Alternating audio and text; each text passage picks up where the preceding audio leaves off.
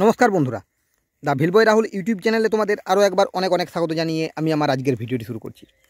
বন্ধুরা, তোমরা তো জানোই যে আমি একজন ছাগল পালক, দেশি ছাগলের পালক, আর তার সাথে একজন ইউটিউব ভিডিও ক্রিয়েটর। ছাগল পালন সংক্রান্ত ভিডিওই আমি আমার চ্যানেলে আপলোড করি। তোমরা আমার চ্যানেল ভিজিট করলে দেখতে পাবে যে আমার চ্যানেলের যাবতীয় ভিডিও সবই ছাগল পালন সংক্রান্ত। আমি ছাগল পালন ছাড়া অন্য কোনো ধরনের ভিডিও আমি বানাই না, কারণ আমি নিজে এই কাজটা করি আর এই কাজটা সম্পর্কে আমি সবথেকে বেশি জানি। তাই এই বিষয়টা নিয়ে ভিডিও বানাতে আমার সবথেকে বেশি ভালো লাগে। বন্ধুরা, আমি দীর্ঘদিন ধরে ছাগল পালন করছি, প্রায় 10 বছর হতে চললো। এই 10 বছরে আমি ছাগল পালনে অনেক উতার চড়াও দেখেছি। কখনো আমার ছাগল পালন আপে গেছে, কখনো ডাউনে গেছে, তবে বেশিরভাগ ক্ষেত্রে ডাউনটা বেশি থাকতো। কেন থাকতো? কারণ আমার কিছু অভিজ্ঞতার অভাব ছিল। আমি যত দিন গেছে তত আমি ছাগল পালন নিয়ে শিখেছি, শিখতে শিখতে শিখতে শিখতে এখন আমি এক প্রকার শিখেই গেছি বলা চলে। এই যে ছাগলটা দেখছো, একটা বাচ্চা ছাগল, এরকম অনেক বাচ্চা ছাগল আমার কাছে আছে। এখন এখানে একটা চড়ছে, ওইখানে একটা চড়ছে, আমি একটু কাছে নিয়ে গিয়ে দেখাই। এই যে একটা চড়ছে, এছাড়াও আরও বাচ্চা ছাগল আমার কাছে আছে, আমি সবগুলোকে একবার দেখাই। এই যে এখানে 3টা আছে, ওইখানে 2টো দেখালাম, এখানে 3টে আছে, এইদিকে আরও 4টা বাচ্চা ছাগল আছে। এই যে একটা আছে, এইখানে একটা আছে, এছাড়াও এই যে এইখানে 2টো আছে, এই 2টো ছাড়াও ওইখানে আরও একটা আছে। এইটা ছাড়াও আরও এখানে একটা আছে।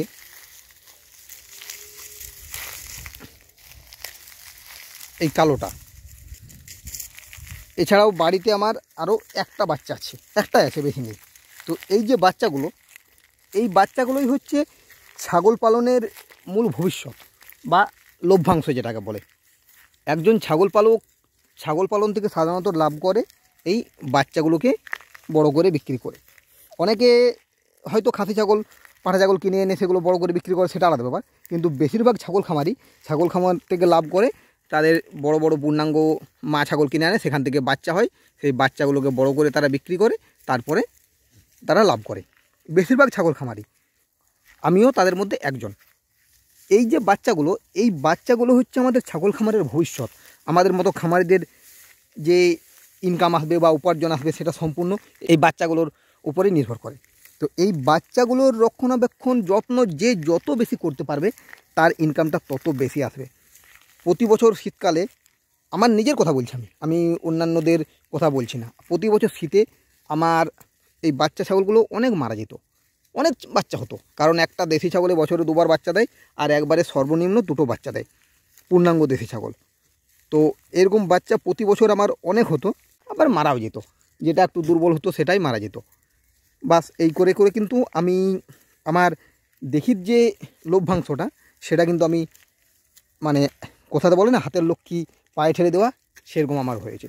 একটা খুব সুন্দর বাচ্চা আছে বা একটা দুর্বল বাচ্চা আছে, আমি ঠিকভাবে যত্ন করতে পারিনি বা তাদের প্রতি খেয়াল করিনি বা আমার অভিজ্ঞতা সেভাবে ছিল না, তখন কিন্তু আমি অনেক বাচ্চা ছাগলকে এই শীতকালে আমি হারিয়েছি। অনেক বাচ্চা ছাগল আমার মারা গেছে, অনেকেরই যায়, শুধু আমার কাছে বলবো না, এরকম অনেক ছাগল পালক আছে, তাদের প্রায় প্রত্যেকেরই এই শীতকালটাতে বাচ্চা ছাগল কিন্তু মারা যায়, প্রায় প্রত্যেকেরই। আর এই জিনিসটাকে যত্ন যদি কেউ না করতে পারে, তাহলে কিন্তু তার ছাগল খামারে লাভ হবে না।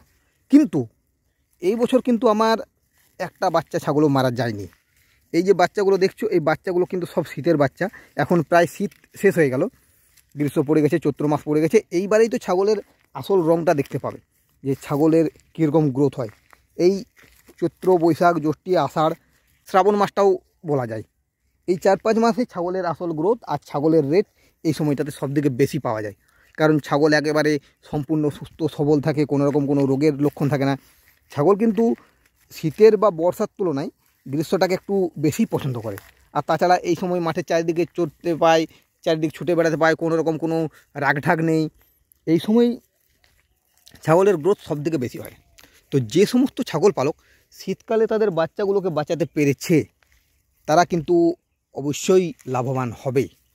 আমিও কিন্তু তাদের মধ্যে একজন। এই বছর আমার মোটামুটি 12-13টা বাচ্চা আছে আমার ফার্মে। আমি কিন্তু এই বছর প্রত্যেকটা বাচ্চাকে বাঁচাতে পেরেছি। এছাড়াও আমার এই যে মা ছাগলগুলো আছে, এই মা ছাগলগুলো কিন্তু গাভীন মা ছাগল। 5টা এই মুহূর্তে আমার ছাগল আছে, এই 5টাই কিন্তু এই চৈত্র মাসেই বাচ্চা হবে। তারা কিন্তু শীত পাচ্ছে না, তার মানে বুঝতেই পারছো যে কীরকম বাচ্চাগুলো হবে। আর বাকি যে 12-13টা বাচ্চা আছে আমার, সেই 12-13টার মধ্যে প্রায় 8টা পাঠা বাচ্চা আছে, আর বাকিগুলো পাঠি বাচ্চা বা ফিমেল বাচ্চা। তো আমি কিন্তু এই বছর আমার ছাগলের বাচ্চাগুলোকে ঠিকভাবে যত্ন করতে পেরেছি। আমি প্রতি বছর মানে যেভাবে বাচ্চাগুলো মারা যেত, যেভাবে লস করতাম না, আমি নিজেই চিন্তা করতাম যে এইভাবে যদি হয় কি করে কি হতে পারে না পারে।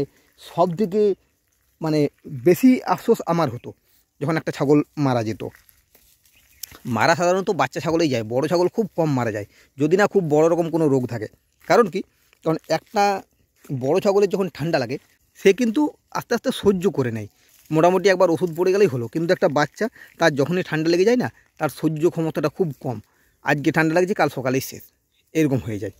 তো এই বাচ্চাগুলো আমার যখনই মারা যেত, আমার নিজের একটা আফসোস আসতো যে কেন মারা যাচ্ছে, কী কারণে মারা যাচ্ছে, সত্যিই আমার খুব আফসোস হতো। তো আস্তে আস্তে আমি নিজেকেও বদলাতে শুরু করি।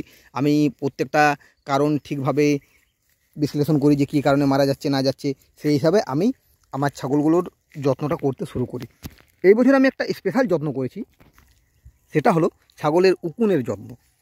এই যে ছাগলগুলোর গায়ের রঙটা দেখছো না, তাদের উকুনের যত্নটা করার জন্য এই রকম আমি মোটামুটি 10 দিন 15 দিন অন্তর অন্তর প্রতিটা ছাগলের গায়ে, বড় হোক বাচ্চা হোক সকলকেই, প্রতিটা ছাগলের গায়ে আমি কিন্তু উকুনের ওষুধ দিয়েছি। কারণ উকুনে সব থেকে বেশি ছাগলের ক্ষতি করে, আর এর ফলেই আমার ছাগলগুলো সবগুলোই সুস্থ সবল আছে। আমি কিন্তু এই উকুনের দিকে এতটা নজর দিতাম না, আমি ছাগলের কৃমির দিকে নজর দিতাম বা পাতলা পায়খানা করলে তার দিকে নজর দিতাম, কিন্তু উকুনের দিকে আমি সেভাবে নজর এতটা দিতাম না। আমি দেখতাম যখন ছাগলগুলো আমার মারা যাচ্ছে বা মারা গেছে, সেই ছাগলটাকে আমি যখন বাইরে ফেলতে যাচ্ছি, তখন কিন্তু তার গা থেকে ঝরঝর করে উকুন বেরোতো। এই উকুনে কিন্তু ছাগলের সব দিকে বেশি ক্ষতি করে, পুরো ছাগলটাকে দুর্বল করে দেয়, তার পুরো শরীরটাকে দুর্বল করে দেয়। তখন কিন্তু তারা ঠান্ডা সহ্য করার ক্ষমতাটা থাকে না। আমি এই বছর স্পেশাল যত্ন একমাত্র উকুনেরে করেছি, এছাড়া বাকি যেগুলো করার সেগুলো আমি নিয়মিত করি।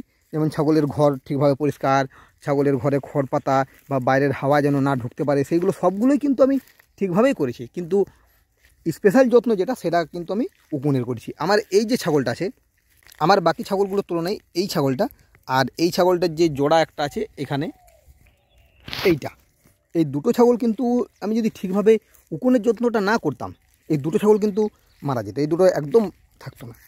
আমি যখন বুঝতে পারছি যে আমার সবথেকে বড় যেটা ফল্ট ছিল, সেটা ছিল উকুনের সমস্যার সমাধান করা।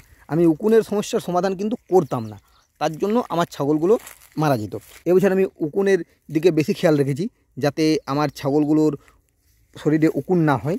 তার জন্য আমি নিয়মিত ওষুধ ব্যবহার করতাম, নিয়মিত বলতে প্রতিদিন না, কিন্তু এই যে বললাম 10 দিন 15 দিন অন্তর অন্তর আমি প্রতিটা ছাগলের যে লোমগুলো আছে, সেই লোমগুলোকে এচারে দেখতাম যে তার শরীরে উকুন আছে কি না। যার শরীরে আমি উকুন দেখতে পেতাম, তার গায়ে আমি উকুনের ওষুধ দিতাম। সেই উকুনের ওষুধের জন্যই কিন্তু উকুন এই বছর ছাগলের থেকে দূরে ছিল, বা এক প্রকার আমার ঘরে উকুন বা এঁঠোল কোনো ছাগলেরই হতে পারেনি। এই কারণেই কিন্তু আমার ছাগলগুলো এবছর সবগুলোই সুস্থ সবল আছে, বেঁচে আছে, কারো কিন্তু কোনো ক্ষতি হয়নি। আমি এখনও উকুনের ওষুধ ব্যবহার করি, কিন্তু এখন আমি দেখে শুনে করি।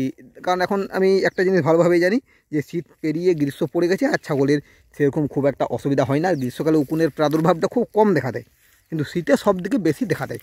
আর তার ফলেই আমার সব ছাগলগুলো সুস্থ সবল আছে। আর প্রতিটি ছাগল পালকদের ক্ষেত্রে তারা যদি তাদের বাচ্চাগুলোকে বাঁচাতে পারে, তাহলে কিন্তু তাদের ছাগল পালনে লাভ অবশ্যম্ভাবী, লাভ তাদের হবেই হবে। কারণ আমরা ভালোভাবেই জানি যে একটা ছাগলের থেকে অনেক টাকা রোজগার করা যায়, আর আমরা যদি ঠিকভাবে ছাগলটার যত্ন না করি, তাহলে কিন্তু সেটা আমাদের লস। কারণ যেহেতু আমি ছাগল খামার করছি, সেটা আমাকে করতেই হবে। তাই আমি প্রত্যেককে বলবো, প্রত্যেক ছাগল খামারিকে বলবো, বিশেষ করে যারা নতুন তাদের আমি আগে বলবো। কারণ যারা পুরনো তারা কিন্তু তাদের সব কিছু জানে, যে কখন কি প্রবলেম হয় না হয় সব কিছুই জানে। যেমন আমি শিখছি আজ 10 বছর ধরে, সেরকম তারাও কিন্তু আস্তে আস্তে সব শিখে গেছে বা শিখে যাবে। কিন্তু যারা নতুন তাদের অসুবিধাটা একটু বেশি হয়, কারণ তারা সব কিছু জানে না। তাই তাদের উদ্দেশ্যে আমি একটা কথাই বলবো, যে ছাগলের বাচ্চার যত্ন করো। ছাগলের বাচ্চার যদি তুমি যত্ন করতে পেরেছো, তাহলে কিন্তু তোমার ছাগল খামারটাকে লাভের হাত থেকে কেউ আটকাতে পারবে না, তুমি যদি ঠিকমতো বাচ্চাকে বাঁচাতে পেরেছো। লাভ হবেই হবে। আমি ওই যে বললাম না যে আমাদের কিছু ভুলের জন্যই আমাদের ছাগল খামারে লাভ হয় না। সেই ভুলগুলোর মধ্যে একটা হচ্ছে উকুনের দিকে নজর না দেওয়া আর ছাগলের যে বাচ্চাদের যত্ন ঠিকমতো না করা। তাই প্রত্যেককেই বলবো যে ছাগলের বাচ্চাদের যত্ন করো। ছাগলের বাচ্চা যদি ঠিকমতোভাবে বেঁচে থাকে, সুস্থ সবল থাকে, তাহলে ছাগল খামারে লাভ হবেই হবে। যাই হোক, দেখতে দেখতে ভিডিওটা অনেক বড় হয়ে গেল, তাই ভিডিওটা আমাকে এখানেই শেষ করতে হচ্ছে। যারা আমার ভিডিওটা এতক্ষণ পর্যন্ত দেখছো তাদের আমি অসংখ্য ধন্যবাদ জানাই। আর তোমাদের কাছে আমি অনুরোধ করছি তোমরা অবশ্যই আমার ভিডিওটিকে শেষ পর্যন্ত দেখো। আর যে সমস্ত ভিউয়ার্স এখনও আমার চ্যানেলটিকে সাবস্ক্রাইব করনি তারা আমার চ্যানেলটিকে সাবস্ক্রাইব করো। আজকের মতো এই পর্যন্তই। এরপরে তোমাদের সাথে দেখা হবে নেক্সট ভিডিওতে। ধন্যবাদ।